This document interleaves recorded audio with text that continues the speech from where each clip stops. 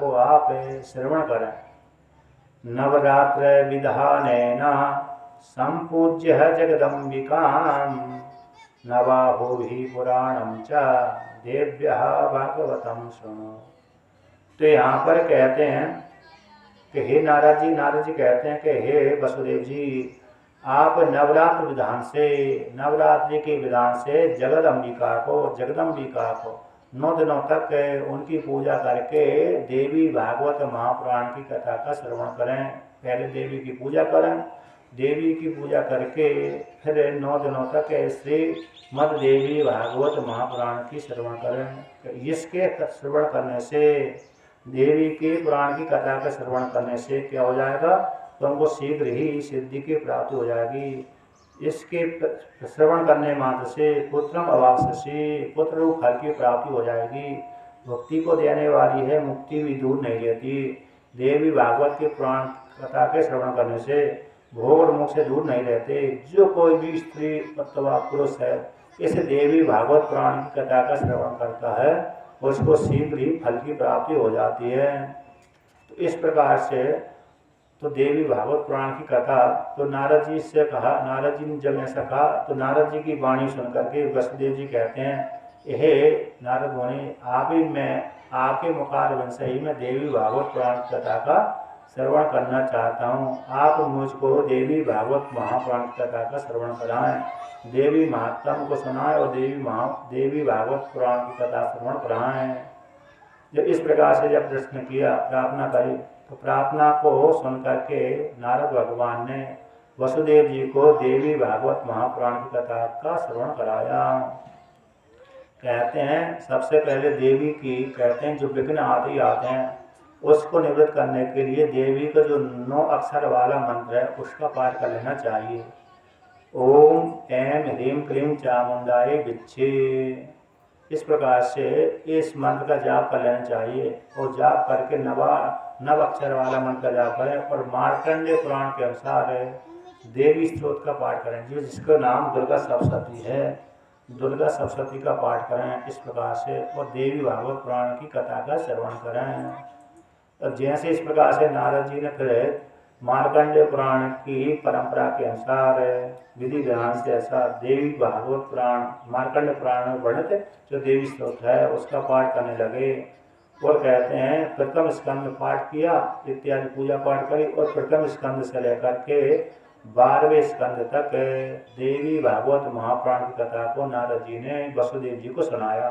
जैसे ही 9 दिनों तक कथा, 9वें दिन में कथा पूरी हुई, 9वें दिन में कथा पूरी हुई, उसी दिन सायंकाल कथा पूरी हुई। जैसी कथा पूरी उसी काल में कथा पूरी होने के पश्चात जैसे ही विश्राम आदि किया, पूजन पाठ आदि किया और ब्राह्मणों का पूजन पाठ किया, उसी काल में भगवान श्री कृष्ण ने जामवंत जी को हरा करके एक पत्नी को, नई पत्नी को साथ लेकर के आ गए, मणि लेकर के। तो यहाँ पर वर्णन करते हैं जैसे जिस यहाँ पर तो देवी भागवत पुराण की कथा चल रही है उनके घर में, वसुदेव जी के घर में। इधर भगवान श्री कृष्ण देवी की कृपा से कैसे हो रहे हैं, बलवान हो रहे हैं, और जामवंत जी का जो बल है घट रहा है। कहते हैं लड़ते लड़ते 27 दिन व्यतीत हो गए। अब जामवंत जी ने देखा कि ये तो मैं इनके साथ लड़ते लड़ते लड़ते थक गया, ये थके नहीं है, लगता है अब ऐसा तो कोई युद्ध मैंने नहीं देखा जो मेरे साथ युद्ध कर सके। मैं निश्चित रूप से एक जानता हूँ कि ये तो मेरे प्रभु श्री राम हैं, जान गया। इस प्रकार से, क्योंकि जामवंत जी ने पहले जब त्रेता युग था उस काल में राम जी से प्रार्थना करी, हे प्रभु मैं रावण के साथ युद्ध करने से मेरी इच्छा पूरी नहीं हुई, आप मेरे को पुनः कभी अवसर प्रदान करें जिससे मेरी युद्ध में इच्छा पूरी हुई। तो इस प्रकार से राम जी से जामवंत जी ने प्रार्थना करी थी। उसी प्रार्थना को भगवान श्री कृष्ण ने श्री कृष्ण के रूप में पूरी करी। तो ज्ञातोषि रघुवरीयस्त्वं यद रोषात् सरितां पति क्षोभं जगाम लंकां च रावणः सानुगोहता। जब 27 दिनों तक युद्ध चलता रहा, उसमें जामवंत जी शिथिल हो गए। उस काल में जामवंत जी को बोध हो गया कि मैं हे राम, हे श्री कृष्ण, मैं जान गया हूँ आप रघुकुल में श्रेष्ठ है, बिल्कुल वरीय भगवान श्री राम ही हैं। आपने समुद्र के ऊपर शासन करने वाले रोष से उसके ऊपर देखा था।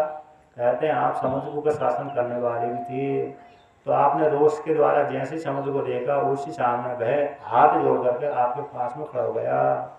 इसलिए मैं आपको पहचान गया, आप मेरे प्रभु हैं।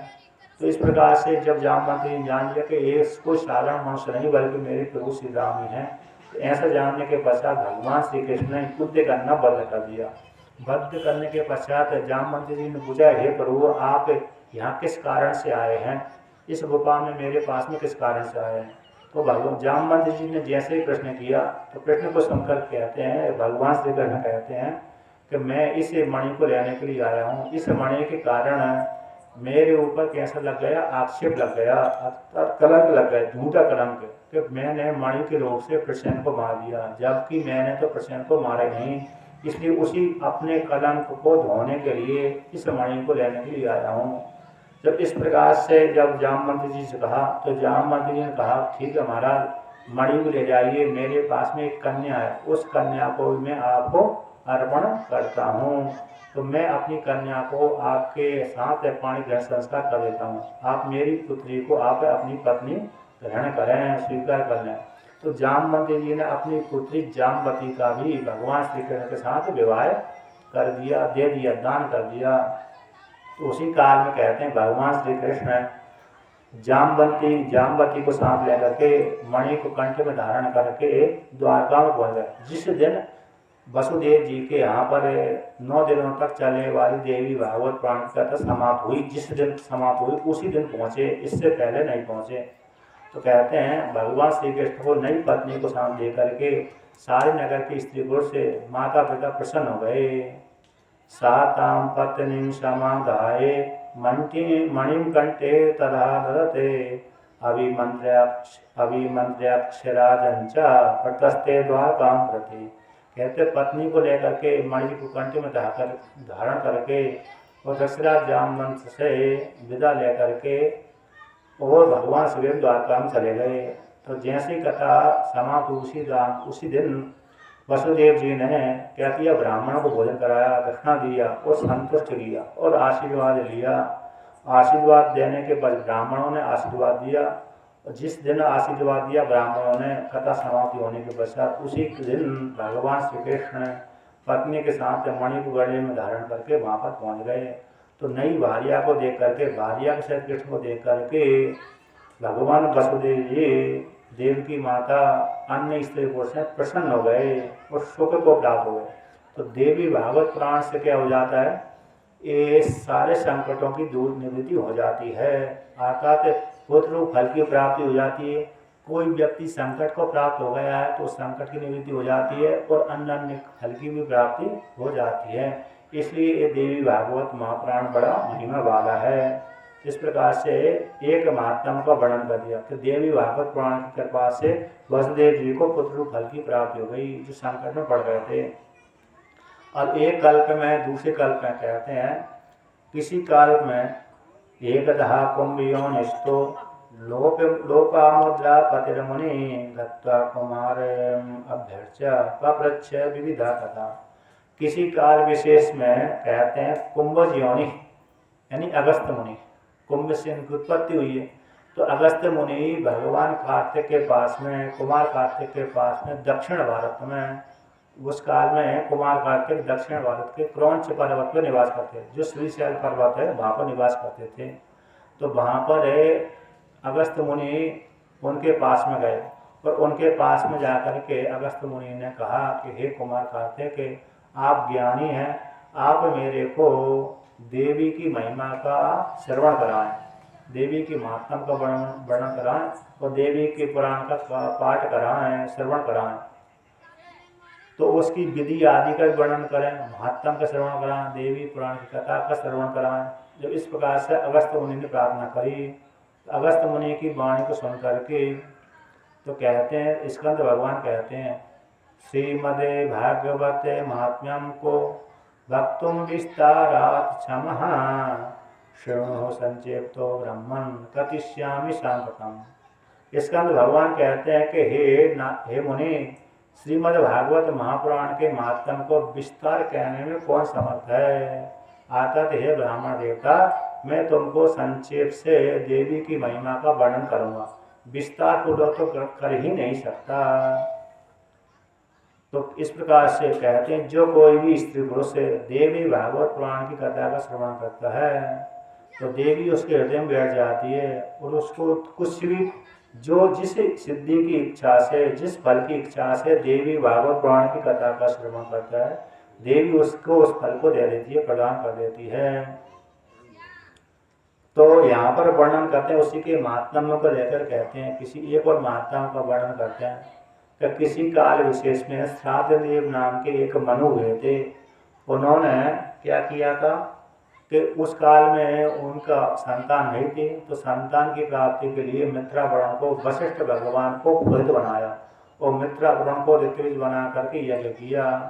तो यज्ञ करने लगे पुत्र प्राप्ति के लिए।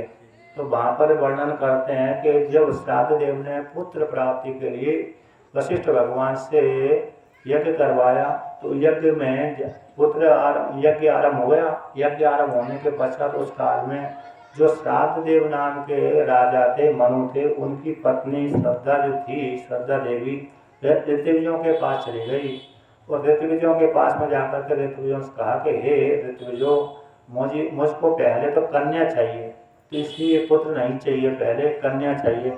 आप ऐसा करें, संकल्प करें जिससे मेरे कन्या रूप फल की प्राप्ति हो। जब इस प्रकार से श्रद्धा देवी ने ब्राह्मणों से ऋत्विज से कहा, तो ऋत्विजों ने भी ऐसा ही पुत्री का संकल्प कर दिया, कन्या का संकल्प कर दिया, पुत्र के स्थान पर पुत्री का संकल्प कर दिया, और मन में भावना रख करके, पुत्री के मन की भावना रख करके, कन्या की भावना रख करके ऋत्विजों ने आहुति डाली। तो परिणाम स्वरूप उनको यज्ञ के माध्यम से कहते हैं पुत्र के स्थान पर पुत्री रूप फल की प्राप्ति हुई। और जैसे ही पुत्र रूप फल की प्राप्ति हुई, तो श्राद्ध देव ने वशिष्ठ भगवान से कहा, बुलाकर कहा, पूछा, हे वशिष्ठ भगवान, वेदों में कैसे विपरीत मंत्रों का विपरीत फल उदित होने लगा, जबकि वेद में जो मंत्र कहे गए हैं, जिस उद्देश्य करेंगे वही फल प्राप्त होगा, जबकि मेरे सामने तो विपरीत हो गया। मैंने तो पुत्र प्राप्ति के लिए यज्ञ किया था, इसमें पुत्री कैसे हो गई। जब इस प्रकार से वशिष्ठ भगवान से श्राद्ध देव ने प्रार्थना करी, तो प्रार्थना को सुनकर के श्राद्ध देव ने ध्यान लगाया, और ध्यान लगाने के पश्चात देखा कि महाराज इसमें मंत्रों में कोई गलती नहीं है, ऋत्विजों की कोई गलती नहीं है, किंतु आपकी पत्नी ने ऋत्विजों के पास में गई, उसने पुत्री की प्रार्थना करी, तो ऋत्विजों के में विपरीत संकल्प के कारण आपको पुत्र की फल की प्राप्ति हुई है, फिर भी मैं इस पुत्री को पुत्र बना देता हूँ। तो भाई वशिष्ठ भगवान पुनः हिमालय देश में गए, तो हिमालय देश में जाकर के शिव जी की आराधना करी, और शिव जी की आराधना से शक्ति अर्जन करके उस पुत्री को, जिसका नाम इला था, कहते हैं पुत्री को पुत्र रूप में परिणत कर लिया। अतः पुत्री ही, वो जो पुत्री थी पहले पुत्री रूप में पैदा हुई, भाई बाद में पुत्र बन गई, जिसका नाम सुद्युम्न हो गया। अब सुद्युम्न हो जाने के पश्चात थोड़ा बड़ा हुआ, गुरुकुल में गया, अध्ययन किया, संस्कार सारे हुए। कहते हैं इसके पश्चात युवराज संज्ञा उसकी हो गई। अब थोड़ा बड़ा होने के पश्चात शिकार खेलने के लिए जंगल में गया। अब शिकार खेलते खेलते कहाँ पर चला गया, हिमालय क्षेत्र में चला गया। हिमालय क्षेत्र में जाने के पश्चात कहते जिस पर्वत पर नहीं जाना चाहिए उस पर्वत पर चला गया। कहते उस पर्वत पर जाने से क्या हो गया, तो उस पर्वत पर कहते हैं उस पर्वत पर जाते ही जो शिकार खेलने के लिए जिन अश्वों के ऊपर बैठ गया, जो सेना के साथ गया था, वो उस पर्वत पे पहुंचते ही पुरुष जो सुद्युम्न राजकुमार था, पुरुष के स्थान पर स्त्री बन गया। वो कहते हैं ऐसा कैसा हो गया, उस पर्वत पर जाते ही स्त्री बन जाते हैं पुरुष। तो यहाँ पर वर्णन करते हैं किसी काल विशेष में शिव जी उस पर्वत पर विहार कर रहे थे, और उसी काल में शिव जी विहार कर रहे थे। उसी काल में ऋषि मुनि उस शिव जी के दर्शन करने के लिए आ गए। अब उस काल में शिव जी पार्वती के साथ प्यार कर रहे थे, तो शिव जी को मुनियों को देख करके पार्वती थोड़ी लज्जित हो गई। तो अपनी पत्नी को प्रसन्न करने के लिए भगवान शिव जी ने उस पर्वत को श्राप दे दिया। कि आज से मेरे को छोड़ करके कोई दूसरा पुरुष इस पर्वत के ऊपर आएगा तो वह पर्वत इस पर्वत पर आते ही वो पुरुष स्त्री रूप में परिणत हो जाएगा। यानी जो पुल्लिंग होंगे वो स्त्रीलिंग में परिणत हो जाएंगे। तो चाहे वो जानवर होए, चाहे वो पुरुष होए, कोई भी हो, जानवर वाला पुरुष होए अथवा जीव जंतु वाला, पक्षी वाला, कोई भी पुरुष हो तो स्त्री रूप में परिणत हो जाएगा। वहाँ पर मनुष्य तो मनुष्य भी हो जाएगा, जानवर भी, पक्षी भी स्त्री रूप में परिणत हो जाएगा, अर्थात उसी योनि की स्त्री बन जाएगा। जैसे मनुष्य को मनुष्य रूप में है पुरुष है, मनुष्य वाला पुरुष है तो स्त्री रूप में परिणत हो जाएगा। पक्षी है तो पक्षी वाला स्त्री बन जाएगा, पशु है तो पशु वाला स्त्री बन जाएगा। उसी प्रकार से शुद्धोम ने भी जिन घोड़ों के ऊपर बैठ कर गया था, सेना के साथ गया था, वो सारी सेना और सारे घोड़े के घोड़ी बन गए और सारी सेना स्त्रियां बन गई। और जो शुद्धोम ने भी कैसा बन गया, स्त्री रूप में परिणत हो गया। अब जैसे देखा कि मैं तो स्त्री बन गया तो बड़ा दुखी हो गया। अब एक पर्वत से घूमते घूमते घूमते दूसरे पर्वत पर गया और दूसरे पर्वत पर जा करके तो यहाँ पर वर्णन करते हैं, उस पर्वत पर जा करके जहाँ पर बुद्ध का आश्रम था उस आश्रम में पहुँच गया। अब बुद्ध ने दोनों को देखा और दोनों को देख करके कहते हैं, बुद्ध को देख करके बुद्ध उसके ऊपर प्रसन्न हो गया और वो स्त्री को देख करके प्रसन्न हो गया और स्त्री भी उस बुद्ध को देख करके प्रसन्न हो गई। दोनों वहाँ पर निवास करने लगे और दोनों निवास करते करते दोनों ने विहार किया और विहार करते करते कहते हैं उनसे एक पुत्र की प्राप्ति हुई, जिस पुत्र का नाम हुआ पुरुरवा। तो बुद्ध के द्वारा चंद्रमा से बुद्ध पैदा हुआ, बुद्ध से पुरुरवा पैदा हुआ। अब बुद्ध के पास में रहते रहते उसको इच्छा हुई कि मैं तो पुरुष था पहले, स्त्री रूप में परिणत हो गया, बड़ा दुखी हो गया। दुखी होने के पश्चात है उसने कहते हैं उसी शुद्धोम ने अपने गुरु वशिष्ठ भगवान को पुनः याद किया। तो वशिष्ठ भगवान के पास में गया और वशिष्ठ भगवान से कहा, सारा प्रसंग सुना दिया। तो वशिष्ठ भगवान ने अपना कैलाश पर्वत पर गए और कैलाश पर्वत जाकर शिव जी की आराधना करी। वो शिव जी की आराधना करी तो शिव जी ने उनको प्रसन्न होकर के दर्शन दिया। शिव जी पार्वती के वृक्ष पर यानी बैल पर नंदी पर बैठ करके आए और नंदी पर बैठ करके आकर के पार्वती के साथ लेकर के वशिष्ठ भगवान को दर्शन दिया। तो वशिष्ठ भगवान से कहा कि मैं तुम्हारी तपस्या से प्रसन्न हो गया हूँ, मैं तुमको वरदान देना चाहता हूँ, तुम वरदान मांग लीजिए। तो वशिष्ठ भगवान ने कहा कि शुद्धोम्न को जो स्त्री रूप में परिणत हो गया था उसको पुनः पुरुष बना दीजिए। जब ऐसी प्रार्थना करी तो भगवान श्री जी ने कहा ठीक है, उसको मैं 15 दिनों के लिए पुरुष बना देता हूँ, 15 दिन स्त्री रहेगा। तो भाई शुद्धोम्न ने भगवान शिव जी की कृपा से 15 दिन के लिए स्त्री बन गया और 15 दिन के लिए पुरुष बनता रहता था। अब वो देवी ने देखा, वशिष्ठ भगवान ने देखा तो कहते देवी भी वरदान देने की इच्छुक है। तो भगवान वशिष्ठ जी ने पार्वती को भी प्रणाम किया, स्तुति करी। तो यहाँ पर वर्णन करते हैं, वरम वरया विप्र से यत्ते मनसि वर्तते चित्तोक्तस्थं प्रणामेला पुंसस्त्वम अभ्यर्थ मुनि।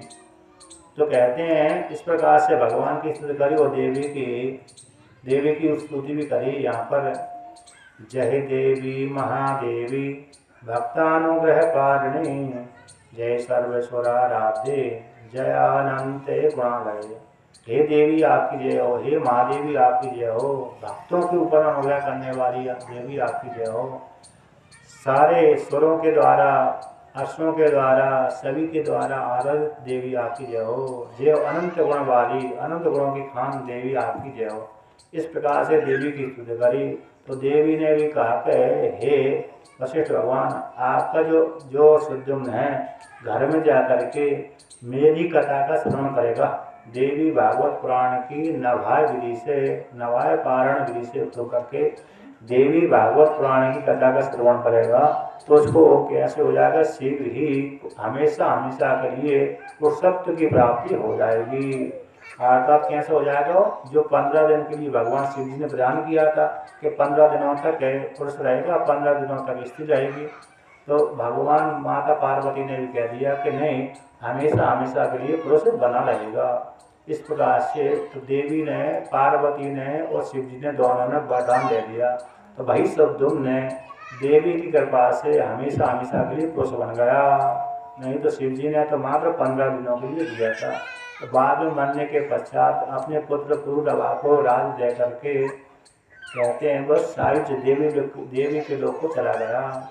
तो इस प्रकार से देवी की महिमा कि जो देवी के प्राण को कथा का श्रवण करता है, जो भी स्त्री अथवा पुरुष है श्रवण करने वाला व्यक्ति शीघ्र ही उस पूर्ण रूप फल को प्राप्त कर लेता है। जिस कामना के उद्देश्य से, जिस फल की इच्छा से, जिससे किसी भी इच्छा से युक्त होकर के देवी पुराण की कथा का श्रवण करता है, तो श्रवण करने से उसको सारे फल की प्राप्ति हो जाती है।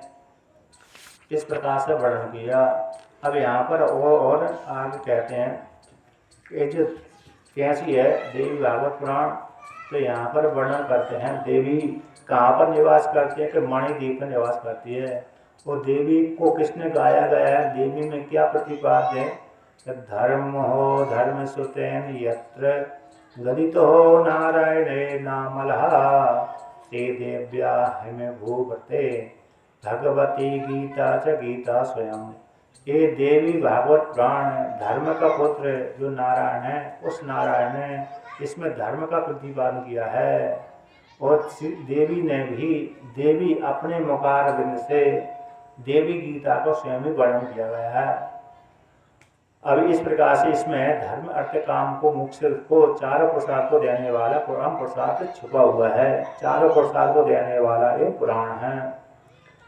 सुदः कूपहारान्तस्य त्रिदशे तरुबाटे विलसिते मणिद्वीपे चिंता मणिमय गृहे चित्ररुचिरे विराजन्ते मम्बां परशिवहृदि स्मेरवदनां नरो ध्यात्वा भोगं भजति खलु मोक्षं च लभते। कहते हैं देवी एक सुधा कूपा, एक अमृत का समुद्र है। अमृत के समुद्र के किनारे एक त्रिदशे कल्प वृक्षों का एक समूह जंगल है। उस जंगल के भीतर एक मणि द्वीप है। मणि को द्वीप, इस पटे का मणि है, अन्य मणि, तो मणि का द्वीप है। उस मणि द्वीप, जैसे द्वीप बोलते हैं ना, बहुत बड़ा विशाल चबूतरा कह दो अथवा नगर कह दो अथवा खूब पर्वत कह दो, चारों तरफ से तो घिरा हुआ क्या है, जल है। जल के भीतर एक टापू, जैसे बोलते हैं ना द्वीप है, समुद्र के भीतर एक द्वीप है। उसी प्रकार से चारों तरफ इसके जल है, अमृत का जल है। उसके भीतर कल्प वृक्ष की बगीचा है, बहुत विशाल बगीचा जंगल है। उसमें एक मणिद्वीप है, बहुत विशाल पर्वत है, मणिद्वीप नाम का द्वीप है। उस मणिद्वीप के भीतर भी चिंतामणि नाम का एक घर है। जिस जैसा भी चिंतन करेंगे उसी प्रकार का फल की प्राप्ति हो जाती है। वो कैसा है, चित्र रुचरे, नाना प्रकार की सामग्री से भोग सामग्रियों से रिद्धि सिद्धियों से संपन्न है। ऐसे मणिमय मणिद्वीप के भीतर चिंतामणिमय नामक गृह में भगवान कहते पर शिव हृदय, जो परम शिव है उसके हृदय पर कहते हैं सुंदर मुख वाली विराजंती अम्बा, अम्बा जो परमात्मा देवी है, वह भगवान शिव जी के हृदय पर विराजमान रहती है। ऐसे जो कोई व्यक्ति है, ऐसी देवी को जो ध्यान करता है स्त्री पुरुष से, कहते वह देवी उसको भोग और मोक्ष दोनों फल को देती है। आपने कभी एक फोटो देखा होगा, भगवान शिव जी ऐसे तकिया लगाकर सोए हुए हैं। वह शिव जी के नाभि से अथवा हृदय से एक कमल फूल निकला हुआ, कहीं कहीं नाभि से है, यहाँ पर स्मेर वदना, तो नाभि से एक कमल फूल निकला हुआ। जैसे भगवान विष्णु के नाभि से एक कमल फूल निकला हुआ है, ऐसे भगवान शिव जी के नाभि से एक कमल फूल निकला हुआ। उस कमल के ऊपर देवी विराजमान है। तो ऐसा आपने एक फोटो देखा होगा, जो परम शिव है ऐसे लेटे हुए रहते पलंग के ऊपर, और पलंग के ऊपर लेटे हुए रहते हैं, वहाँ पर देवी उसे शिव जी के ऊपर बैठी रहती है। तो ऐसी जो देवी परम्बा है, तो ऐसी देवी को जो प्रणाम करता है, उपासना करता है, वह व्यक्ति सारे फल को प्राप्त कर लेता है। मोक्ष को प्राप्त कर लेता है, भोगों को भी प्राप्त करता ही है। अब यहाँ पर पहला स्कंद वर्णन करते हैं। ओम सर्वचैतन्य रूपाम ताम आद्याम विद्याम च धीमहि बुद्धिया न प्रचोदयात्। ऐसी जो देवी है, कहते सर्व चैतन रूपाम, सारे चैतन्यों के खान है, स्वरूप है। ऐसी आद्य, सभी के कारण है, विद्या स्वरूप है। ऐसी विद्या स्वरूप उस देवी को हम ध्यान करते हैं। बुद्धि में आप न प्रचोदयात, जो बुद्धि को प्रेरणा देने करने वाली है। हमारे वे जो देवी हैं नो यानी हमारी बुद्धि को प्रेरणा प्रदान करें, जो सर्व चेतन रूप है, ऐसी उस देवी को आद्य सभी के कारण है, उस देवी का हम ध्यान करते हैं। वह देवी हमारी बुद्धि को क्या करे, प्रेरित करे, युक्त कर दे, परमात्मा से युक्त कर दे, यानी देवी अपने में एक ही भूत कर ले। इस प्रकार से देवी की आराधना करी। अब यहाँ पर वर्णन करते हैं, धिक् सुदाम पिबताम सूता मुक्ति नैव कदाचिना पिबन भागवतम सत्यो नरो मुच्चेत संकटा। कहते हैं यहाँ पर सूत जी कहते हैं शौनकादि ऋषियों से, जो सौदा रूप अमृत है, देवताओं के पास में अमृत है, वह उसके लिए तो धिक्कार है। क्यों धिक्कार है? वो मुक्ति को देने वाला नहीं होता। तो मुक्ति को देने वाला कौन होता है? तो देवी भागवत पुराण। जब जो देवी भागवत और पुराण की कथा का श्रवण करता है, उसको शीघ्र ही संकट से मुक्ति हो जाती है और मोक्ष फल को प्राप्त कर लेता है। किंतु जो देवताओं को अमृत है, उससे मुक्ति रूप फल की प्राप्ति कभी भी नहीं होती। किंतु भागवत रूप पुराण की कथा का पान करने से जीवात्मा को, स्त्री पुरुषों को क्या हो जाती है? मोक्ष रूप फल की प्राप्ति हो जाती है। अब आगे वर्णन करते हैं, धन्यो हमिति भाग्यो हम पावितो हम महात्म्य भी यत पृष्ठम सुमत्पुण्यम पुराणम वेदसु विमर्शतम।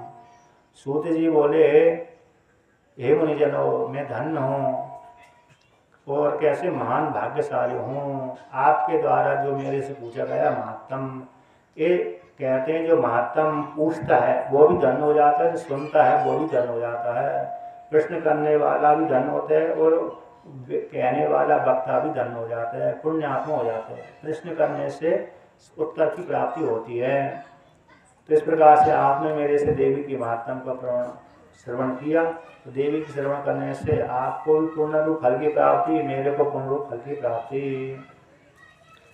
अब यहाँ पर वर्णन करते हैं, व्यास, एक समय की बात है, व्यास जी अपने आश्रम पर बैठे हुए थे, किसी आश्रम पर बैठे हुए थे।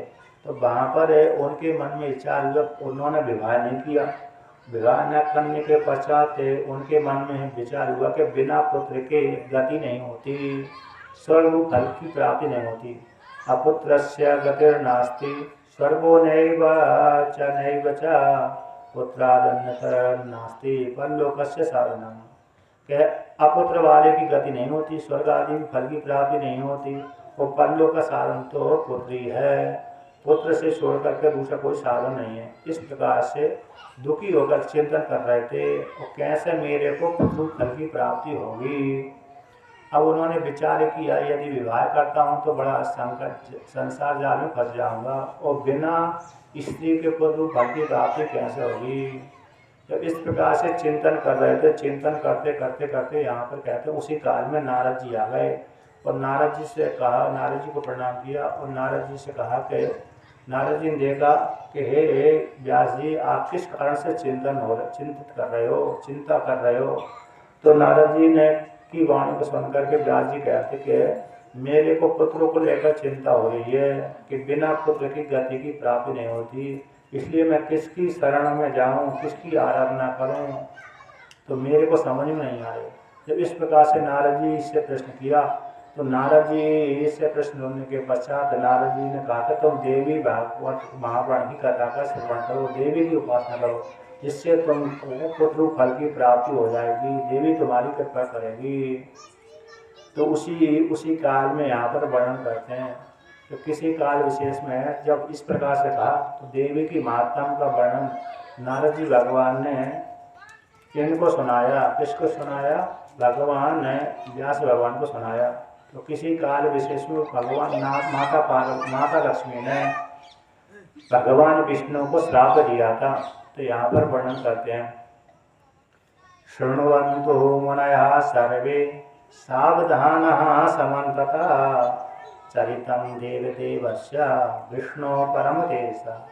सूति जी शौनक आदि ऋषियों से कहते हैं कि हे ऋषियों, तुम सावधान होकर के देवी भागवत पुराण की कथा का श्रवण करो। भगवान विष्णु का चरित्र है, देवी और लक्ष्मी जी ने भगवान विष्णु को श्राप दिया। तो कौन सा श्राप दिया था? सर को कटने वाला श्राप दे दिया। विष्णु भगवान को ये श्राप दे दिया था तुम्हारा सर गिर जाए। तो किस प्रकार से अपनी पत्नी ने पति को श्राप दे दिया? तो क्या कारण, कैसी भगवान विष्णु से गलती हो गई जिससे देवी रुष्ट हो गई, लक्ष्मी माता रुष्ट हो गई और लक्ष्मी माता ने अपने पति को श्राप दे दिया। कैसे दे दिया? कदाचित दारुणम युद्धम कृत्वा देव समा सनातनः 10 वर्ष से श्राणे परिश्रांतो जनार्दन। तो कहते हैं किस प्रकार श्राप दिया, क्या कारण है? भगवान विष्णु का सर कट गया था, तो उसके विषय में कथा श्रवण करते हैं। तो किसी काल विशेष में देवताओं और दैत्यों में भयंकर युद्ध हुआ। तो उस काल में भगवान विष्णु 10,000 वर्षों तक दैत्यों के साथ युद्ध करते रहे। तो दैत्यों के साथ युद्ध करते करते 10,000 वर्षों तक युद्ध करते करते थक गए।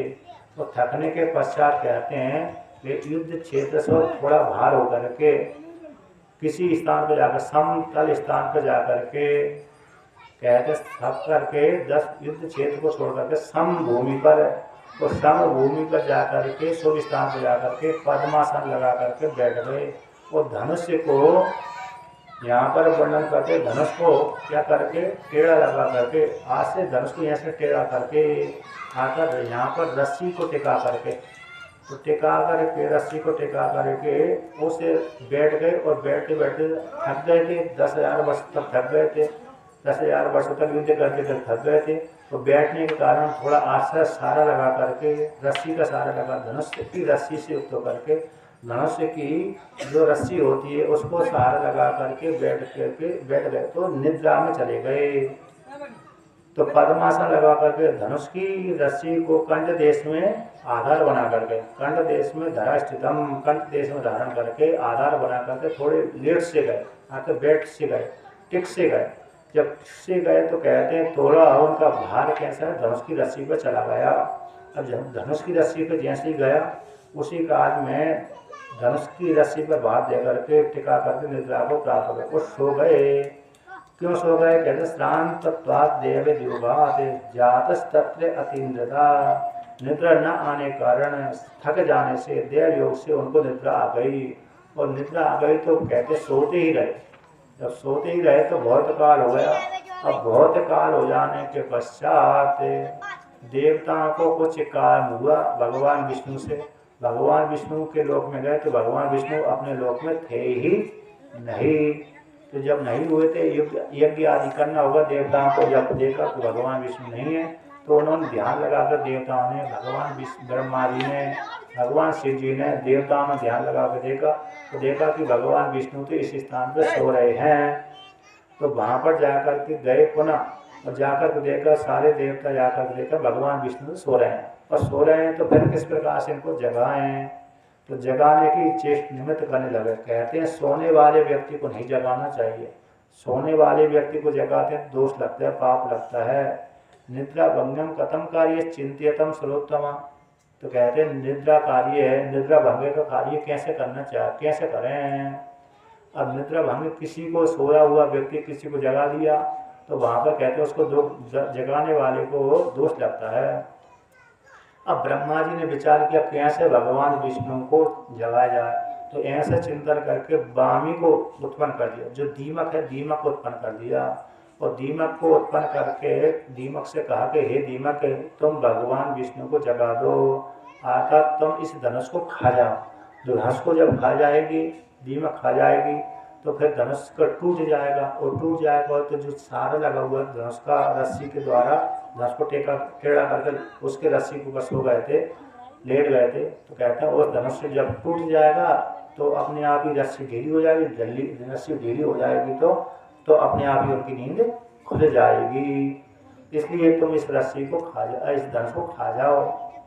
तो जब इस प्रकार से वामी से कहा, तो दीमक से कहा, तो दीमक ने कहा कि महाराज निद्रा भंग करने में दोष लगता है, इतनी जगह दोष लगता है। ऐसे कार्य लोग वाक करते हैं तो वहाँ पर दोष की प्राप्ति होती है।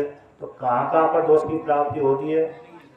निद्रा भंग कटाच्छेदो दाम्पत्यो प्रीति विभेदनम शिशु मात्रे विभेदश्च ब्रह्मत्या समम स्मृतम्। कहते हैं निद्रा भंग करने में दोष लगता है। जो कथा में भेद कथा करने कोई कथा कर रहा है उसमें क्या करता है, बाधा डालता है, उसमें दोष लगता है। और पति पत्नी में झगड़ा कर जाता है। और कहते हैं माता और पुत्र में कैसा हो भेद पैदा कर देता है, भेदभाव पैदा करता है। इनको ब्रह्म हत्या के समान क्या लगता है, दोष लगता है। ब्रह्म हत्या समान श्रुतम, जो कोई भी निद्रा भंग लाता है उसको ब्रह्म हत्या के समान दोष लगता है। कथा में बालक पहुंचाता है, भेद आता है, विघ्न डालता है, कथा नहीं होने देता है।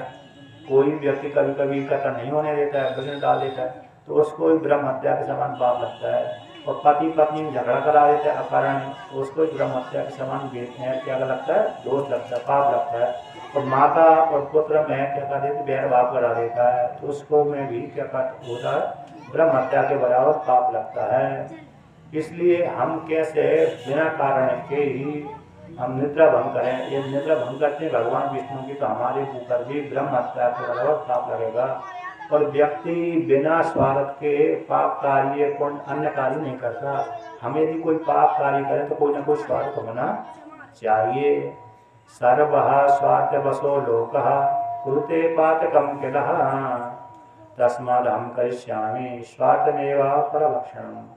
कहते हैं सारे व्यक्ति स्वार्थ के अधीन होकर के पाप कार्य करते हैं। पाप कार्य व्यक्ति तभी करते हैं कोई ना कोई उनके मन में स्वार्थ हो, बिना स्वार्थ के तो वो पाप कार्य नहीं करते। इसलिए हम भी यदि धर्ष खाएंगे, पाप रूप कार्य करेंगे, तो कोई ना कोई हमारा स्वार्थ होना चाहिए। आप हमको खुशी न खुशी क्या लिए स्वाद दीजिए, कुछ न कुछ आशीर्वाद वरदान दीजिए, तभी हम इसको धनुष को खाएंगे, अन्यथा नहीं खाएंगे। जब इस प्रकार से दीमक ने कह दिया तो दीमक की वाणी सुन करके भगवान ब्रह्मा जी कहते हैं आप इस धनुष को खा जाओ, मैं तुमको यज्ञ में भाग प्रदान करता हूँ, मैं तुम्हारे भाग करूँ। कौन सा यज्ञ के मध्य में भाग प्रदान करता हूँ, तुमको यज्ञ में इस फल की प्राप्ति होगी, ये भाग मिलेगा। कौन सा भाग मिलेगा, कहते हैं जो कोई भी यज्ञ करता है ऋत्विज, तो यज्ञ करते समय आहुति डालता है, तो आहुति सारी आहुति तो अग्नि में नहीं पड़ती, कुछ आहुति अग्नि से कुंड से बाहर गिर जाती है डालते समय। तो डालते समय जो आहुति जमीन की ऊपर गिर जाती है, तो दीमक से कहा भाई तुम्हारा भाग रहेगा यज्ञ में, वो फल के रूप में तुमको प्राप्त होगा। इस प्रकार से जब बोल दिया दीमक से, तो दीमक ने उसे ब्रह्मा जी से इस प्रकार का भाग लेकर यज्ञ में जो गिरा हुआ हमारा भाग है, वेदी के बाहर जो गिर गया है, यज्ञ में आहुति डालने से पहले डालते समय अथवा अग्नि से उछट करके बाहर जो गिर गया उसमें हमारा ही भाग हो। इस प्रकार से ब्रह्मा जी जब दे दिया तो वो हमारा भाग है ऐसे स्वीकार करके कि यहाँ पर वर्णन करते हैं उन दीमक ने, बम्बरी ने क्या कर दिया, भगवान विष्णु जिस धनुष के ऊपर आशा लेकर के रस्सी के ऊपर लेटे हुए थे, उस दीमक उस धनुष को खा लिया, काट लिया, नीचे एक तरफ से काट लिया। कहते धनुष यदि लकड़ी का धनुष होता है, बहुत से धनुष लकड़ी के होते हैं, और रस्सी तो रस्सी होती है और लकड़ी का धनुष होता है। अब उस लकड़ी में दीमक लग जाने से वो रस्सी कैसी हो जाती है, ढीली हो जाती है। तो जैसे ही दीमकों ने लकड़ी खाई, धनुष को खाया, तो धनुष काटते ही रस्सी ढीली हो गई, और ढीली होते ही उसमें से भयंकर टंकार की आवाज़ निकली। तो यहाँ पर वर्णन करते जैसे ही रस्सी ढीली हुई और दीमक ने जैसे ही उसको धनुष को खाया, तो एक तरफ से खा लिया, उसी समय रस्सी खुल गई। और रस्सी खुलते ही कहते हैं उस रस्सी धनुष के खुलने से, रस्सी ढीली हो जाने से उससे भयंकर आवाज़ निकली, और आवाज़ निकल करके पूरा आकाश मंडल अंधकारमय हो गया। उसी काल में थोड़ी देर के बाद जब आवाज़ शांत हुई और मेघ काली घटा जैसे अंधकारमय हुआ, उसी काल में जैसे अब बहुत तेज आवाज़ आती है, बिजली आदि चमकती है, उस काल में बादल आदि होते हैं तो अंधकार हो जाता है। तो उसी प्रकार से यहाँ पर भी शब्द भयंकर शब्द हुआ, जिससे सारे देवता आदि भयभीत हो गए, और जो पृथ्वी है थोड़ी हंसी गई, भूकंप आदि से आ गया, वो घोर हो गया, तो घोर शब्द सुनाई पड़ा। उसी काल कहते हैं उल्कापात आदि भी गिरने लगे। और कहते हैं सूर्य भगवान अस्ताचल कोष से चला गया, यानी अंधकार सा हो गया, धूल आदि इतनी आदि हो गई, आंधी सी हो गई, आंधी आदि भी चालू हो गई उसी काल में।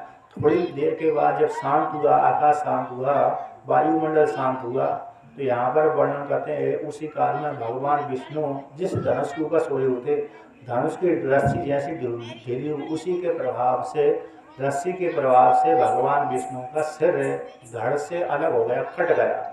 रस्सी के जैसे धनुष की रस्सी जैसी खिंची, खींचने के प्रभाव से जैसे जैसे पतंग की डोरी होती है, तो पतंग की डोरी से क्या होता है, जब खींचता है, पतंग की डोरी को जब खींचेंगे व्यक्ति, ऐसे ऐसे खींचेंगे तो किसी ना किसी व्यक्ति का उससे पतंग की डोरी जब गले में फंस जाती है तो बहुत से व्यक्तियों को सर कट जाता है। सुना होगा आपने कि टीवी में सुना होगा, तो समाचार में सुना होगा कि पतंग की डोरी के द्वारा किसी की मृत्यु हो गई। उसी प्रकार से भगवान विष्णु की भी गला कट गया, किससे, धनुष की रस्सी से, जया से कट गया। जैसे धनुष की दीमक को निखाया, उसी काल में दीमक के खा लेने से रस्सी ढीली हुई, तो धरी एक तरफ से ढीली हुई तो दूसरी तरफ खींची, जब खींची तो खींचते समय एक काटती हुई चली गई रस्सी, तो उसी समय भगवान विष्णु का सर धड़ से अलग हो गया। और वो सर कहाँ पर जाकर गिरा, समुद्र में जाकर गिर गया। तब देखा सभी ने देखा कि भगवान विष्णु का धड़ मात्र है, सर तो है ही नहीं है, तो सारे देवता दुखी हो गए। जब दुखी हो गए तो फिर इसके पश्चात जब देखा कि समाधान क्या है, भगवान विष्णु को तो मर चुके हैं, अर्थात मर चुके मतलब धड़ से सर से रहित हो गए, धड़ मात्र बच्चा। अपना इनके ऊपर सर कैसे लगे, सर कहाँ गया, तो किसकी शरण में जाना चाहिए, किस प्रकार से भगवान विष्णु को अपने जैसे पुनः सर की प्राप्ति हो। तो उसी काल में सारे देवता दुखी होने के पश्चात फिर भगवान माता पार्वती की देवी की आराधना करने लगी। तो देवी की आराधना जब करी तो यहाँ पर वर्णन करते हैं, त्वं भूमि सर्वभूतानां प्राणः प्राणवतां तथा देहे श्रेहि कांति क्षमा शांति श्रद्धा मेधा धृति स्मृति। तो तुम ही, तो यहाँ पर कहते हैं तुम भूमि हो, तुम सारे भूतों की, प्राण वाले भूतों की कैसे हो, यानी प्राण हो, तुम ही धी हो, श्री हो, कांति हो, क्षमा हो, शांति हो, श्रद्धा हो, मेधा हो, धृति हो, स्मृति हो, इत्यादि सभी तुम हो। तो इस प्रकार से देवी की कहते हैं, और भी वर्णन करते हैं, तुम्हारे सकल भुवन जितना ब्रह्मांड दिख रहा है उसके उस सारे ब्रह्मांड में आपके रूप जानने में कोई भी समर्थ नहीं है, निपुण नहीं है, आपके स्वरूप का वर्णन करने में कोई भी समर्थ नहीं है, रूप जानने में कोई भी समर्थ नहीं है, इत्यादि को लेकर के देवी की जब आराधना करी तो देवी की आराधना, देवी उस अपनी आराधना को सुन करके प्रसन्न हो गई। और प्रसन्न हो जाने के पश्चात देवी ने कहा कि हे देवताओं, भगवान विष्णु की जो सर है समुद्र में जाकर गिर गया, आप कोई ऐसा उपाय करें, किसी पशु का, जानवर का इसको क्या कर दें, सर को काट करके इनके ऊपर जोड़ दें। इसमें कटने का एक कारण है, कहते भगवान विष्णु का सर क्यों कट गया, उसमें एक कारण है, इस हेतु से, कहते इस हेतु से ही भगवान विष्णु का सिर इनको धड़ से अलग हो गया। तो क्या कारण था, तो कहते हैं एक कारण था, माता लक्ष्मी ने अपने पति को श्राप दिया था। कि कब दिया था, तो कहते हैं इस कारण से, किसी काल विशेष में है, माता लक्ष्मी अपने पति के पास बैठी हुई थी, उसी काल में लक्ष्मी को देख करके माता भगवान विष्णु थोड़े हंस लिए, थोड़े हंस गए।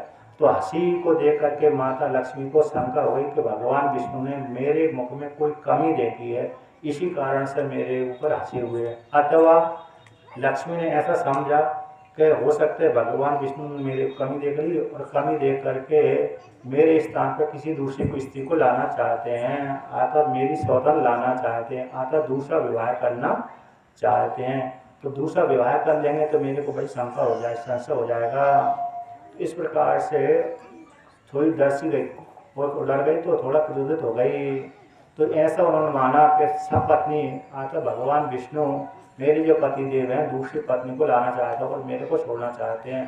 तो ऐसा जान करके लक्ष्मी माता के भीतर कोप पैदा हो गया, वो तमोगुण ने प्रवेश कर लिया। वो तमोगुण प्रवेश करने के पश्चात तामसी शक्ति उनके हृदय में उदित हो जाने के पश्चात मन में युक्त हो जाने के कारण कहते देव कार्य के योग से, देव कार्य सिद्धि के लिए उनके शरीर के भीतर जो तामसी शक्ति ने प्रवेश किया, उसी शक्ति के प्रभाव से माता लक्ष्मी ने अपने पति को श्राप दे दिया। और श्राप कौन सा दिया, तो यहाँ पर कहते हैं श्राप ये दिया तो किस कारण से दिया? कहते हैं सपत्नी समवम दुखम वेद व्याधिकम त्विति विचिन्त्य मनसा इत्युक्तम तामसी शक्ति योगता। तो इसलिए उनके मन में शंका हो गई कि भगवान विष्णु मेरे स्थान पर दूसरी पत्नी ला रहे हैं और मेरी सौतन को ला रहे हैं। तो सौतन का जो दुख होता है स्त्री को बहुत बड़ा होता है। कहते किससे कि वेदव्य से भी अधिक सपत्नी को दुख होता है।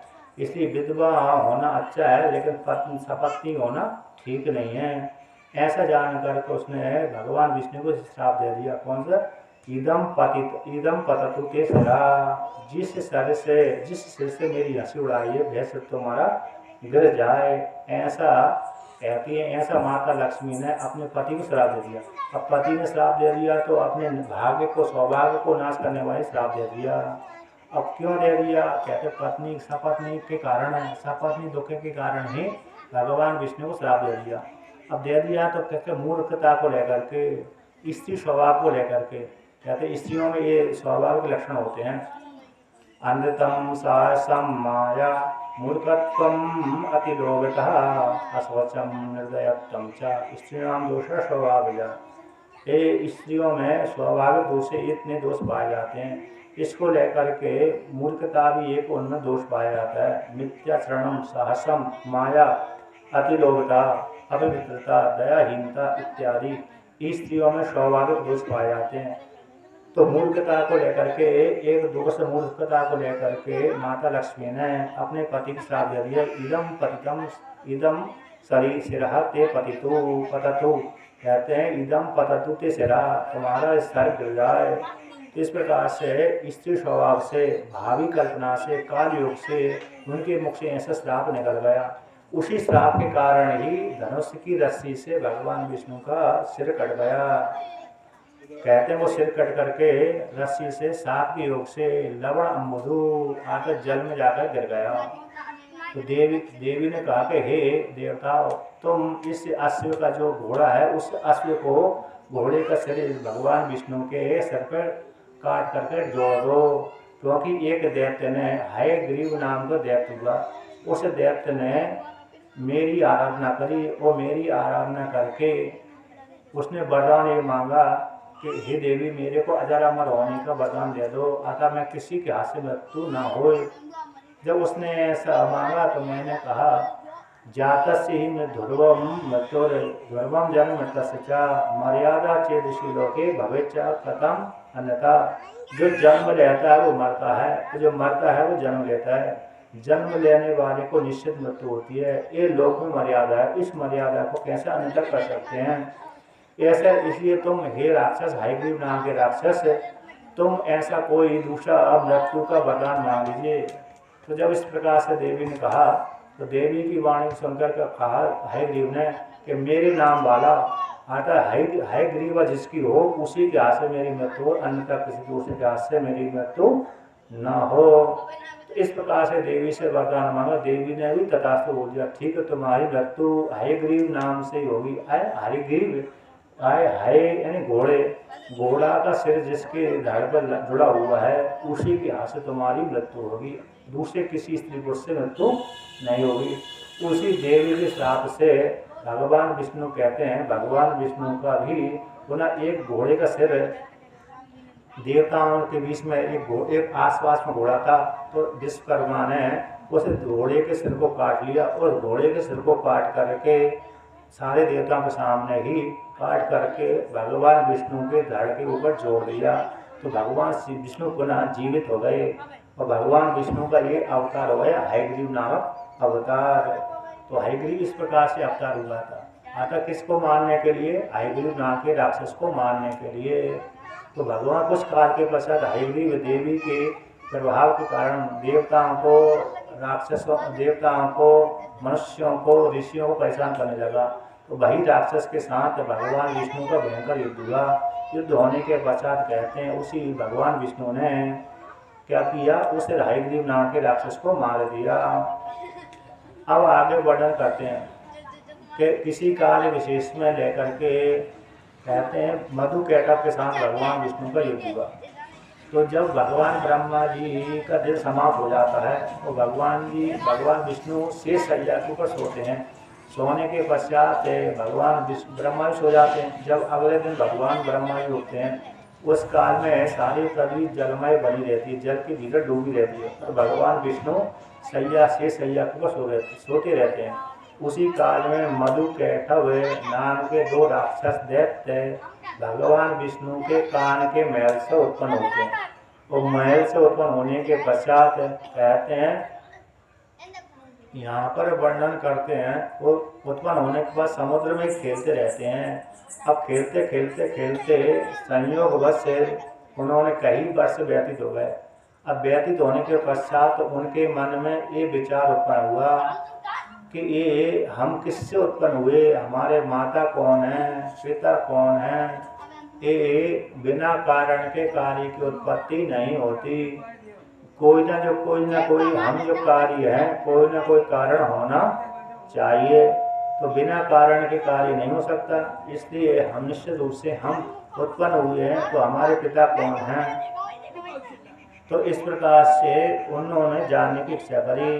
कहते हैं फिर भी वो जान नहीं पाए। इसके पश्चात उन्होंने देवी की आराधना करी और देवी की आराधना करके उन्होंने जान लिया। शक्ति आराधना करी और शक्ति की आराधना करने के पश्चात कहते हैं कि यहाँ पर वर्णन करते हैं, जैसे ही उन्होंने विचार किया कि हमारे माता पिता कौन है, और माता पिता को यदि भी उनको ज्ञान नहीं हो पाया था, और आधार जो वस्तु होती है बिना आधार के ठहर नहीं सकती। इसी आधार आदि भाव हमारे चित्त में उदित होता रहता है कि जल कहाँ से आया और जल का आधार कौन है, किसके द्वारा श्रेष्ठ है। हम इस जल में कैसे खेल रहे हैं, डूबते भी नहीं है, नष्ट भ्रष्ट भी नहीं होते। तो ये हमारे माता पिता कौन है। तो इस प्रकार से मधु कैटव ने विचार किया और मधु कैटव ने विचार करने के पश्चात ही जब नहीं पहुँच पाए, तो कहते हैं कि इस जल को धारण करने वाली कोई न कोई शक्ति होना चाहिए। तो इस प्रकार से अचल कोई एक शक्ति है, वही कारण है। तो ऐसा निश्चय करके उन राक्षसों ने, कहते दोनों दैत्यों ने, कहते वहीं पर उस काल में एक आकाश से एक शब्द निकला, सुनाई पड़ा एम। तो एम को शब्द सुनाई पड़ा तो उन्होंने उस एम को मंत्र मान लिया। उसी समय बिजली भी उत्पन्न हुई, तो बिजली को सुना और एम वाणी को सुना। एम वाणी को मंत्र जान करके बिजली की जैसे ध्यान करके देवी की आराधना करी। तो देवी की आराधना करके कहते हैं बहुत वर्षों तक उन्होंने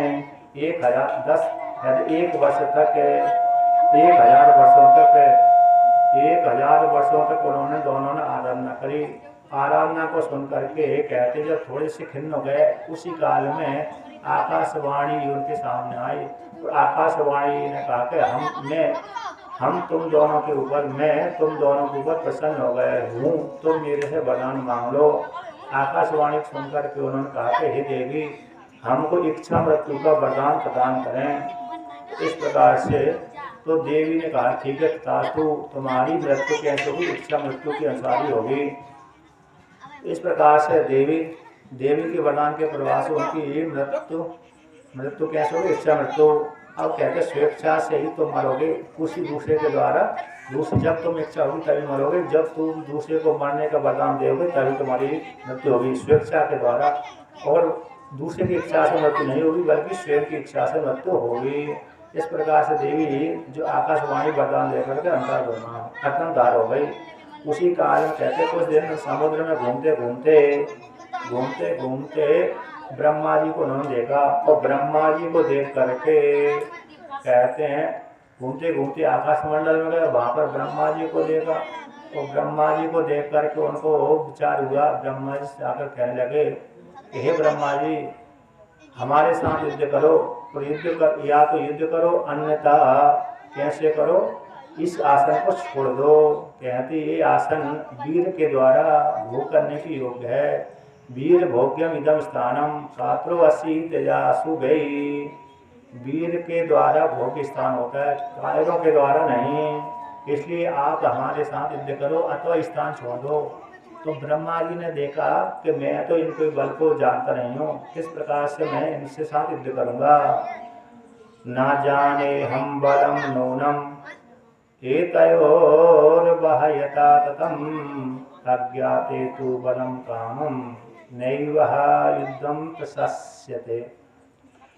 तो यहाँ पर वर्णन करते हैं कि ब्रह्मा जी कहते हैं न जाने हम बलम नूनम, इन दोनों के बल को तो मैं जानते नहीं हूँ, और बिना जाने बल को युद्ध करना ठीक नहीं होता, इसलिए निश्चित रूप से मैं भगवान विष्णु की शरण में जाता हूँ। तो ब्रह्मा जी भगवान विष्णु की शरण में गए, विष्णु की आराधना करी, विष्णु को आह्वान किया, किंतु भगवान विष्णु उठे ही नहीं। स्तुति करने के पश्चात जब देखा विष्णु नहीं उठे तो उन्होंने जान लिया कि योग निद्रा में युक्त हैं। योग निद्रा में युक्त हैं तो उस काल में देवी की आराधना उन्होंने करी। तो देवी की आराधना को सुन करके कहते देवी की आराधना करी, तो देवी की आराधना को सुन करके देवी उनके सामने प्रकट हुई। तो कहते हैं देवी त्वम् अस्य जगतः किल कारणम हि ज्ञातम मया सकल देवम वचोभिरंभा। तो यहाँ पर वर्णन करते हैं, ब्रह्मा जी कहते हैं हे देवी तुम संपूर्ण जगत के कारण हो, मेरे द्वारा जाना गया है। इस प्रकार से जब देवी की आराधना करी, को वेदा हे जननी महामोह विलास लीलाम, हे जननी तुम्हारी मोह विलास लीला को कौन जान सकता है। इस प्रकार तुम ही संपूर्ण जगत के कारण हो। जब इस प्रकार से ब्रह्मा जी ने जब आराधना करी, ब्रह्मा जी की आराधना को सुन करके देवी भगवान विष्णु के शरीर से अंग से निकल गई, और जैसे ही अंग से निकली उसी काल में भगवान विष्णु जमाई लेकर के उठने लगे। कहते हैं यदहा विनिर्गता निद्रा देहा तस्य जगद्गुरो नेत्रास्या नासिका बाहु से ततो रसा। कहते हैं जिस काल में देवी भगवान विष्णु के देह से निकली उसी काल में, कहते हैं नेत्र से, मुख से, नासिका से, बाहु से, हृदय से आदि से, छाती बक्षिस्थ आदि से निकली, उसी काल में भगवान विष्णु जमाई लेते हुए उठने लगे, बार बार जमाई लेने लगे, और देवी माता आकाश में स्थित हो गई। उसी काल में भगवान विष्णु कहते ब्रह्मा जी को खोजते दोनों जो मधु कैटव वहीं पर आ गए, और मधु कैटव ने देखा कि ब्रह्मा जी यहाँ पर आकर खड़े हो गए हैं, और ब्रह्मा जी को बोलकर कहने लगे हे ब्रह्मा जी आप यहाँ पर आ गए, डर के मारे यहाँ पर आ गए, तो इस प्रकार से आओ हमसे युद्ध करो। तो जैसे ही ब्रह्मा जी ने ऐसे प्रकार से कहा, तो ब्रह्मा जी से मधु कैटव ने कहा, मधु कैटव की वाणी सुन करके कहते हैं, मधु कैटव कहते हैं कि तुम जिसकी शरण में आए हो पहले तुमको मारूंगा फिर इनको ही मारूंगा। तो इस प्रकार से जब कहा, तो ऐसी वाणी को सुन करके भगवान विष्णु कहते हैं कि हे मधु कैटव यदि तुम में सामर्थ्य है तो हम दोनों मुझसे युद्ध करो। तो मधु कैटव ने कहा ठीक है, पहले तुमसे युद्ध करेंगे हम दोनों, इसके बाद इन ब्रह्मा जी को मारेंगे। तो इस प्रकार से भगवान विष्णु के साथ मधु कैटव का दोनों का 5000 वर्षों तक युद्ध हुआ, बहुत युद्ध हुआ।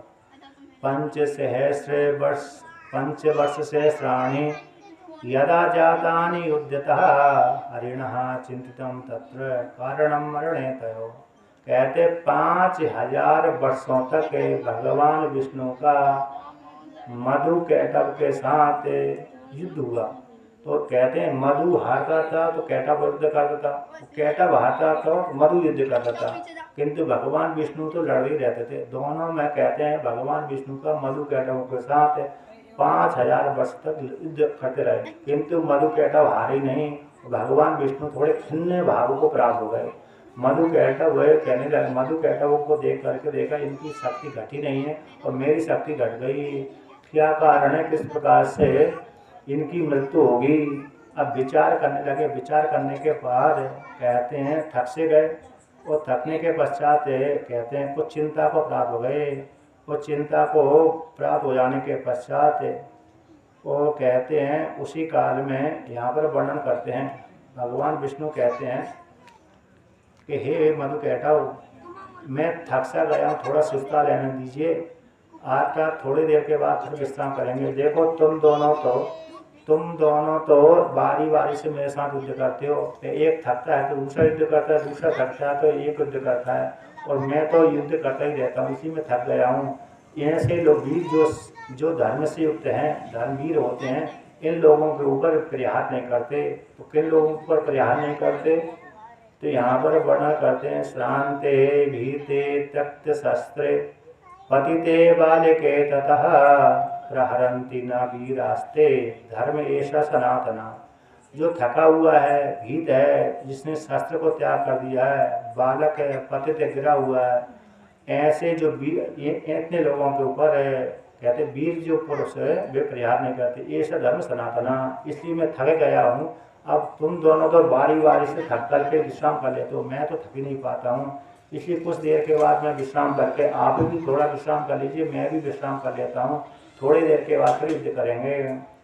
जब इस प्रकार से जब वधु के कब ने कहा तो भगवान विष्णु की वाणी को स्वीकार कर लिया। भगवान विष्णु की स्वीकार करके थोड़ी देर दूर पर भगवान विष्णु बैठ गए, थोड़ी दूर पर वधु के तब बैठ गए। अब दोनों बैठकर सुस्ताने लगे। भगवान विष्णु विचार करने लगे कि किस प्रकार से इनकी मृत्यु होगी। तो मृत्यु के बाद में देखा कि इनकी मृत्यु तो देखा, ध्यान लगाया, और ध्यान लगाने के बाद देखा कि इनकी मृत्यु तो इच्छा मृत्यु है। ये स्वयं जब वरदान देंगे, इच्छा करेंगे तभी इनकी मृत्यु होगी, अन्यथा इनकी मृत्यु होने वाली नहीं है। युद्ध में करूंगा तब भी इसके साथ इनकी मृत्यु नहीं होने वाली है। मैंने व्यर्थ ही 5000 वर्षों तक इनके साथ युद्ध किया और मेरा व्यर्थ युद्ध करना व्यर्थ ही चला गया। अभी भी मैं इनके साथ युद्ध करूंगा तो तभी भी मैं इनको मार नहीं सकता, क्योंकि इनके पास में तो एक मृत्यु है। अब मेरे को देवी की शरण में जाना चाहिए जिससे मेरी इनकी मृत्यु होए। इसके पश्चात कहते हैं, अब बाद में भगवान विष्णु देवी की शरण में गए। देखे ऊपर देखा, ध्यान लगा, देखा देवी ऊपर आकाश में खड़ी हुई थी, स्थित थी। तो देवी को देख करके भगवान विष्णु ने आराधना करी। तो आराधना कर देवी प्रसन्न हो गई, और देवी प्रसन्न हो जाने के पश्चात देवी ने कहा कि हे भगवान विष्णु, आप युद्ध करें, मैं इनको मोहित कर लूँगी। तो मोहित करने के पश्चात इनकी मृत्यु हो जाएगी, आप पुनः युद्ध करें। तो कहते इसके पश्चात पुनः भगवान विष्णु ने मधु केटव के साथ पुनः युद्ध आरंभ किया। जब पुनः युद्ध आरंभ किया, युद्ध आरंभ करने के पश्चात दोनों भयंकर युद्ध होने लगा। तो युद्ध होने के पश्चात फिर भगवान विष्णु थोड़े खिन्न से हो गए। आता जब देखी देवी ने अभी कृपा नहीं करी, आता अभी तक मरे नहीं, तो उसी काल में पुनः देवी के ऊपर एक कातर दृष्टि से, दुखी होकर के दृष्टि से देखा। तो देखा देवी ने पुनः उनके ऊपर कृपा करी भगवान विष्णु को। तो कहते हैं भगवान विष्णु के ऊपर कृपा करके देवी ने उन मधु और केटव दोनों को ऐसी दृष्टि देखा कि वो मोहित से हो गए, काम से पीड़ित हो गए। और देखा जब काम से पीड़ित हो गए तो देवी ने उनको देखा कि मधु केटव ने देखा कि देवी हमारे ऊपर विशेष कृपा कर रही है, तो थोड़े मोहित से हो गए।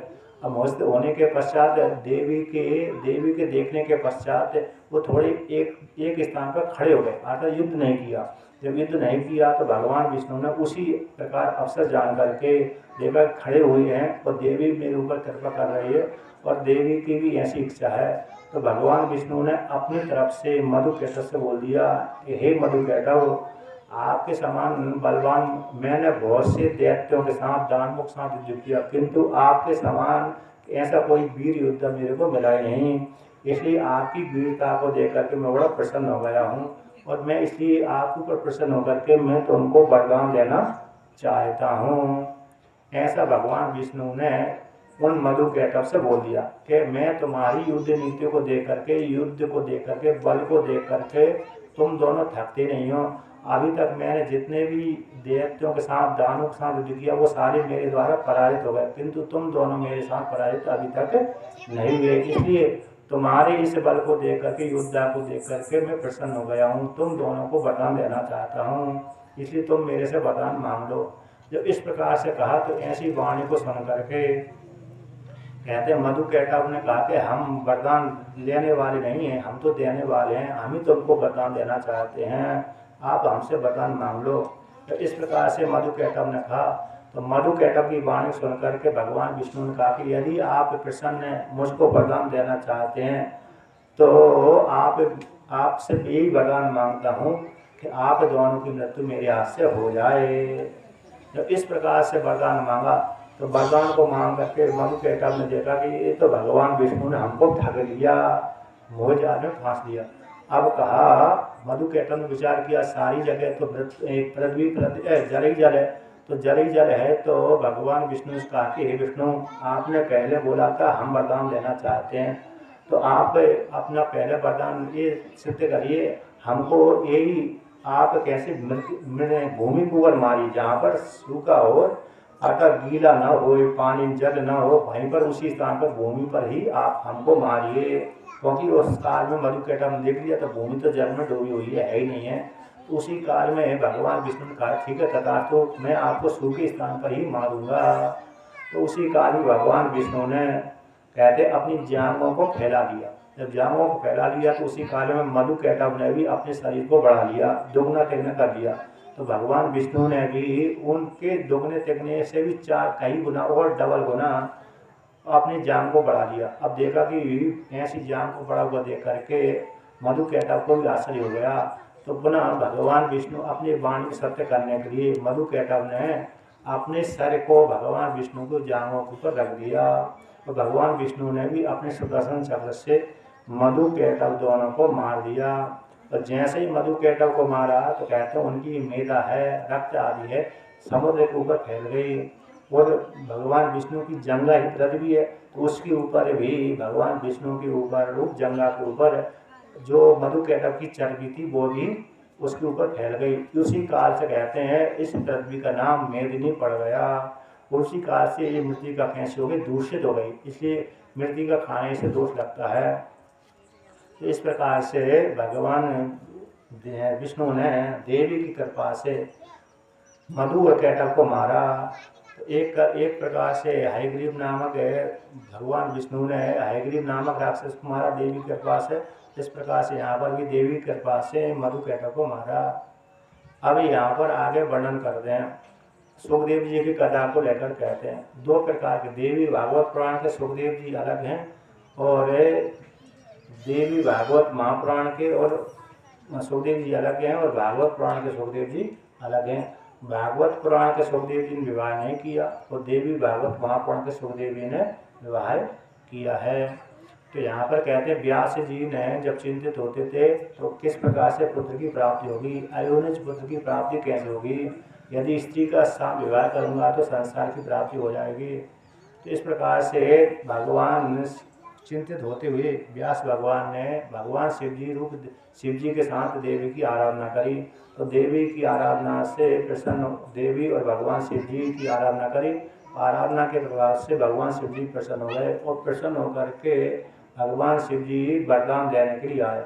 और वरदान देने के लिए आए तो भगवान व्यास जी ने उनसे वरदान मांगा कि हे व्यास जी ने कहा कि हे भोलेनाथ, आप मेरे को पुत्र होने का वरदान प्रदान करें। अयोनिज शक्तिशाली सामर्थ्य वाला विद्वान एक पुत्र प्रदान करें, अयोनिज इत्यादि ऐसा वरदान मांगा। तो भगवान शिव जी ने वरदान दे दिया, ठीक है, तेजस्वी ब्रह्मवेत्ता ब्रह्मनिष्ठ विद्वान तुमको पुत्र रूप फल की प्राप्ति होगी। ऐसा वरदान देने के पश्चात भगवान शिव जी तो चले गए, अंतर्धान हो। उन्हीं के पश्चात कहते हैं कुछ काल के पश्चात भगवान व्यास जी अरणी मंथन कर रहे थे। उसी अरणी मंथन से अयोनिज सुखदेव जी का पुत्र प्राप्त हुआ। कहते हैं सुखदेव जी अग्नि मंथन कर रहे थे अग्नि के लिए। उसी काल में एक अप्सरा घृतासी नाम की अप्सरा आई, उसको देख करके कहाँ है व्यास भगवान मोहित हो गए और कहते हैं उसी समय स्खलित हो गए। उसी समय अग्नि के माध्यम से सुखदेव जी भगवान की उत्पत्ति हुई। अगर सुखदेव जी भगवान की उत्पत्ति अग्नि से उत्पन्न हुई अरुणेज बिना स्त्री के, तो कहते हैं उनका जात कर्म संस्कार किया और जात कर्म संस्कार करने के पश्चात फिर बाद में वहाँ पर वर्णन करते हैं कि उनको उठने संस्कार आदि किया, वेद अध्ययन कराया और वेद अध्ययन कराने के पश्चात कहते हैं जब गुरुकुल में भेज दिया और वेद स्वयं भी कराया और गुरुकुल में भेजा, अतः पास में गुरुकुल होगा वहाँ पर भेज करके गुरु सारा वेद उपनिषद आदि पढ़ाए। अब पढ़ाने के पश्चात फिर घर में जब आ गए गुरु जी को अध्ययन करने के पश्चात गुरुकुल में जा करके विद्या अध्ययन करने के पश्चात सुखदेव जी जब घर में आ गए व्यास जी के पास में आ गए और व्यास जी के पास में आकर के व्यास जी के आश्रम में घर में रहने लगे। उस काल में व्यास जी का आश्रम कहाँ पर था, कहते हिमालय क्षेत्र में था। हिमालय क्षेत्र में था तो वहाँ पर व्यास जी ने अपने पुत्र से कहा, हे पुत्र तुमने सारे वेदों का अध्ययन कर लिया, धर्मशास्त्रों का अध्ययन कर लिया, अब तुम विवाह कर लो, तो विवाह करने से मेरे को सुख की प्राप्ति होगी और पितृ ऋण से पूर्ण हो जाओगे, इसलिए मेरी कामना है कि हे पुत्र तुम विवाह कर लो। तो भगवान व्यास जी की वाणी को सुन करके सुखदेव जी कहते कि हे पिताजी, आप मेरे को विवाह करने की आज्ञा क्यों प्रदान करते हैं? मेरे तो योग शास्त्र का उपदेश करें, ज्ञान धर्मनिष्ठ का ज्ञान का उपदेश करें, वेद शास्त्र का उपदेश करें, कर्म कांड की मेरी इच्छा नहीं है। तो विवाह करने से मैं पराधीन हो जाऊंगा, अर्थात स्त्री के अधीन हो जाऊंगा इत्यादि ऐसा वर्णन किया। इसलिए आप मेरे को विवाह करने की इच्छा आशीर्वाद न दें, बल्कि मेरे को क्या करें, ऐसा ज्ञान का उपदेश करें जिससे संसार सागर से पार हो जाऊं। तो इस प्रकार से यहाँ पर वर्णन किया। जब ऐसा वर्णन किया तो वर्णन करने के पश्चात यहाँ पर कहते हैं, सुखदेव जी कहते जब विवाह कर लेते हैं तो व्यक्ति पुरुष है स्त्री के अधीन हो जाता है। इसलिए स्त्रियम कृत्वा महाभागे भवामी तदे वसानुगा सुखम ही परतंत्र स्त्री जदस्य विशेषता। कहते विवाह करने के पश्चात मैं उसी के अधीन हो जाऊंगा, पराधीन हो जाऊंगा, तो पराधीन होकर के मेरे सुख की कैसी प्राप्ति हो जाएगी, होगी। इसलिए आप मेरे को विवाह करने की आज्ञा ना दें। जब इस प्रकार से निषेध कर दिया तो भगवान व्यास जी ने कहा कि विवाह करना बंधन का हेतु नहीं है, मन के मानने से ही बंधन होता है, मन के मानने से बंधन नहीं होता। मन के मानने सुख मुक्ति होती है, मन के मानने से बंधन होता है। विवाह करना बंधन का हेतु नहीं बनता। इसलिए ये नहीं जानना चाहिए कि गृहस्थ घर जीवन बंधन का हेतु है। मन से जो विनन मुक्त है वह घर जीवन भी मुक्त रहता है। न गृहम बंधना गारम बंधने न च कारणम। ग्रह बंधन का हेतु नहीं है और बंधन में कारण भी नहीं है। मन से जो मुक्त है, बंधन के कारण से ग्रह से मुक्त है, वह ग्रस्त होता हुआ ही मुक्त ही रहता है। जैसे सन्यासी ब्रह्मचारी वानप्रस्थ आदि ग्रह को त्याग करके वेद आदि का मध्याह्न काल में कहते हैं संध्या बंदन आदि करते हैं, उसी प्रकार से घर जीवन वाला भी संध्या बंदन आदि करता है, सत्यवाक बोलता है, वह भी मुक्त हो जाता है। जैसे ब्रह्मचारी वानप्रस्थ सन्यासी मुक्त हो जाते हैं, उसी प्रकार से घर जीवन वाला भी मुक्त हो जाता है, सदाचार कर्म करते करते करते। इस प्रकार से इसलिए तुम विवाह करके देवताओं के लिए, पितरों के लिए, मनुष्यों के लिए संतप्त करो, पुत्र उत्पादन आदि करो, यज्ञ आदि करो। करने के पश्चात वानप्रस्थ धारण करके संन्यास लेकर के योग सिद्ध हो जाओ, आकर मोक्ष फल को प्राप्त कर लो। तो इस प्रकार से व्यास भगवान ने कहा। तो व्यास भगवान की वाणी सुन करके कहा कि मैं विवाह नहीं करूँगा इत्यादि जब निषेध कर दिया, तो निषेध करने के पश्चात कहते हैं, यहाँ पर कहते हैं कि हे पुत्र तुम देवी भागवत महापुराण की कथा सुनो, तो उसके श्रवण करने से तुमको ज्ञान होगा। तो देवी भागवत की पुराण कथा श्रवण की करने के पश्चात भी उनको संतोष नहीं प्राप्त हुआ, तो यहाँ पर कहते हैं देवी भागवत पुराण की कथा आधे श्लोक के द्वारा वहाँ पर उनको सुनाई। पूरे भागवत की कथा सुनाई, उसमें देवी भागवत पुराण की जो कथा है आधे श्लोक के माध्यम से सर्वम श्लोकार्धयन्तया प्रोक्तम भगवत्याखिलाखिलार्थदं सर्वं खलु विदेमेवाहं नान्यत् अस्ति सनातन। के आधे श्लोक के द्वारा देवी के द्वारा ही स्वयं भागवत की कथा वर्णन की गई है। सर्वं खलु इदं ब्रह्म है, सब कुछ ब्रह्म है। न कहते न अन्य सनातनम, हम मेरे से भिन्न जितना जगत प्रपंच जगह वह ब्रह्म ही है, उससे भिन्न दूसरा कोई सनातन नहीं है। अतः सब कुछ मैं ही हूँ, मैं ही देवी सब कुछ हूँ, मेरे से भिन्न कोई दूसरा नहीं है। इस प्रकार से देवी ने आधे श्लोक के द्वारा देवी भागवत पुराण की कथा श्रवण यानी भगवान विष्णु को उपदेश किया था। वही कथा को व्यास भगवान ने अपने पुत्र को उपदेश किया। जब इसके पश्चात भी मोह भंग नहीं हुआ तो व्यास जी ने कहा कि हे पुत्र तुम जनक राजा के पास में जाइए। तो जनक राजा विदेहराज कहलाते हैं, उनके पास में उनके समाधान पूछिए, जो भी तुम्हारे मन में शंका हो। घर जीवन देखो, घर जीवन रहते हुए भी, राज्य करते हुए भी उनको क्या नहीं हुआ, संसार बंधन में नहीं होता है, जीवन मुक्त अवस्था में रहते हैं। जब इस प्रकार से अपने पिता ने सुखदेव जी से कहा, तो सुखदेव जी ने भी पिता की वाणी सुन करके कहा कि राजा जनक है, राज्य करते हुए कैसे जीवन मुक्त हो सकते हैं, मैं देखने के लिए उनके पास में जाता हूँ। तो कहते हैं जनक जी के पास में देखने के लिए गए। 2 वर्ष तक चलते चलते जनकपुर में पहुँचे थे। हिमालय क्षेत्र से चलते चलते मिथिला नगरी में पहुँचे 2 वर्ष। 1 वर्ष में तो हिमालय क्षेत्र में ना पाए, 1 वर्ष में फिर वहाँ पर हिमालय क्षेत्र से जनकपुर में पहुँचे थे।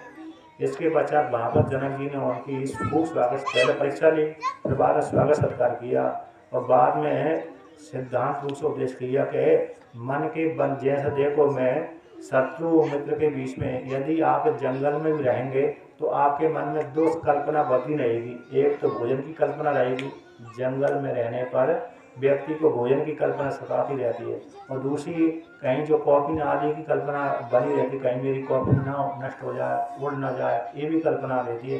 कहीं कभी कभी कल्पना रहती है कहीं कीड़े मकोड़े न खा जाए, शेर भालू न खा जाए, ये भय भी बना रहता है। तो इसलिए जैसे तुम्हारा भय बना रहता है उस चिंता करते हुए भोजन के विषय में, कीड़े मकोड़े के विषय में, उसी प्रकार से मैं राज्य के विषय में भी चिंतन करता हूँ। किंतु मैं अपने आप से राज्य से संबंधित नहीं रखता, मैं राज्य से बन करके नहीं रहता, मैं भोगों को भोगता हुआ भी उनसे लिपायमान नहीं रहता, बल्कि असंग रहता हूँ। इस प्रकार से जनक जी ने इनको उपदेश किया और उनको सुखदेव जी को उपदेश किया, और सुखदेव जी भी जनक जी के द्वारा उपदिष्ट होकर के ज्ञान को प्राप्त हो गए और पुनः अपने पिता के पास में आए। तो पास में आकर के कहते विवाह किया, और विवाह करने के पश्चात यहाँ पर वर्णन करते उनके 4 पुत्र, 1 पुत्री हुई। तो एक 4 पुत्रों को विवाह कर दिया, पुत्री का विवाह कर दिया। फिर बाद में कुछ काल के पश्चात ब्रह्मलीन हो गए और व्यास जी भी अपने एक पुत्र के वहाँ से हमारा क्षेत्र छोड़ करके इधर आ गए। तो इस प्रकार से आज की कथा पूरी हुई। अब आगे कल की दूसरे दिन की कथा फिर वर्णन करेंगे। ओम पूर्णमदः पूर्णमिदं पूर्णात् पूर्णमुदच्यते पूर्णस्य पूर्णमादाय पूर्णमेवावशिष्यते। ओम शांति शांति शांति।